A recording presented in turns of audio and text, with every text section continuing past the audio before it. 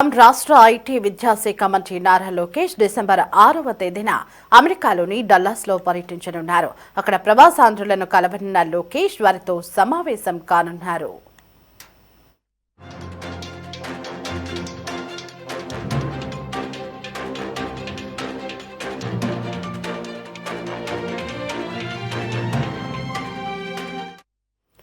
TDP అధినేత చంద్రబాబును YCP హయాంలో అరెస్టు చేసిన సందర్భంగా అమెరికాలో చాలా మంది ప్రవాసాంధ్రులు సంఘీభావం తెలిపారు.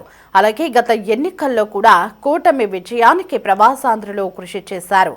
వారందరినీ కలవనున్న లోకేష్ వారితో స్వయంగా మాట్లాడి వారికి ధన్యవాదాలు తెలపనున్నారు.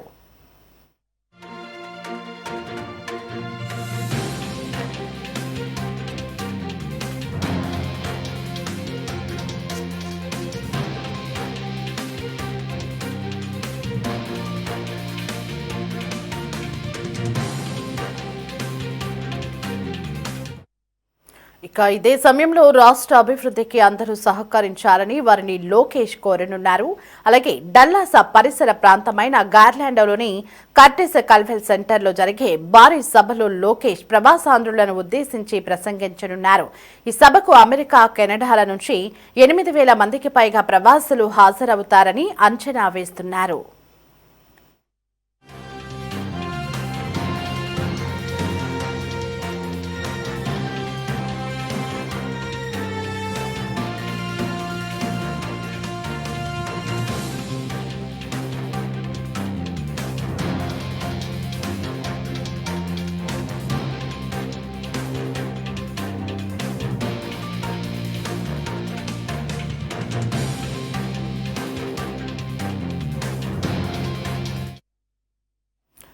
డల్లాస్ పర్యటన అనంతరం 8, 9 తేదీలో శాన్ ఫ్రాన్సిస్కోలో పలు కంపెనీల ప్రతినిధులతో మంత్రి లోకేష్ భేటీ కానున్నారు. ఇక ఇదే అంశానికి సంబంధించి మరింత సమాచారం మా కరెస్పాండెంట్ రామకృష్ణ ఫోన్-ఇన్లో అందిస్తారు.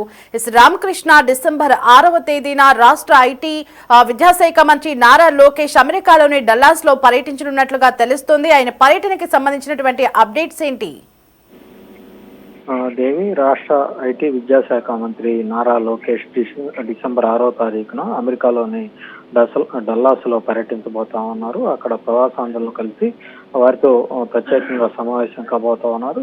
ముఖ్యమంత్రి చంద్రబాబును వైసీపీ హయాంలో అరెస్ట్ చేసిన సందర్భంలో అమెరికాలో చాలా మంది ప్రవాసాంధ్రులు సంఘీభావం తెలియజేస్తూ అక్కడ ఆనాటి ప్రభుత్వానికి పెద్ద ఎత్తున తమ నిరసనలు కూడా తెలియజేశారు. అలాగే గత ఎన్నికల్లో కూటమి విజయానికి కూడా ప్రవాసాంధ్రులు కృషి చేయడం జరిగింది. వాళ్ళందరినీ కూడా లోకేష్ తన పర్యటనలో కలవబోతా ఉన్నారు. వాళ్ళతో స్వయంగా మాట్లాడి వాళ్ళందరికీ కూడా ధన్యవాదాలు తెలియజేస్తారు. అదే సమయంలో రాష్ట్ర అభివృద్ధికి అందరూ కూడా సహకరించాలని అక్కడ ఉన్నటువంటి ప్రవాసాంధ్రులను లోకేష్ కోరబోతా ఉన్నారు. డల్లాస్ పరిసర ప్రాంతాల్లో గార్లాండ్లోని కర్టిస్ కల్వెల్ సెంటర్ లో జరిగే భారీ సభలో కూడా లోకేష్ ప్రవాసాంధ్రులను ఉద్దేశించి ప్రసంగించనున్నారు. ఈ సభకు అమెరికా, కెనడాల నుంచి దాదాపుగా 8,000 మందికి పైగా ప్రవాసాంధ్రులు హాజరవుతారని అంచనా వేస్తా ఉన్నారు. డల్లాస్ పర్యటన అనంతరం 8, 9 తేదీల్లో శాన్ ఫ్రాన్సిస్కోలో పలు కంపెనీల ప్రతినిధులతో కూడా మంత్రి లోకేష్ భేటీ అవుతారు. భేటీ అయి వాళ్ళందరూ కూడా ఆంధ్రప్రదేశ్ లో పెట్టుబడులు పెట్టే విధంగా ఇక్కడ ఉన్నటువంటి అవకాశాలు, ప్రభుత్వ పాలసీలు వీటన్నిటినీ కూడా అక్కడ ఉన్నటువంటి శాన్ ఫ్రాన్సిస్కో పలు కంపెనీల ప్రతినిధులందరికీ కూడా స్వయంగా లోకేష్ వివరించి వాళ్ళందరినీ కూడా ఇక్కడ పెట్టుబడులు పెట్టే విధంగా ఆహ్వానించే ప్రయత్నం అయితే చేయబోతా ఉన్నారు. Right Ramakrishna, thanks for the updates.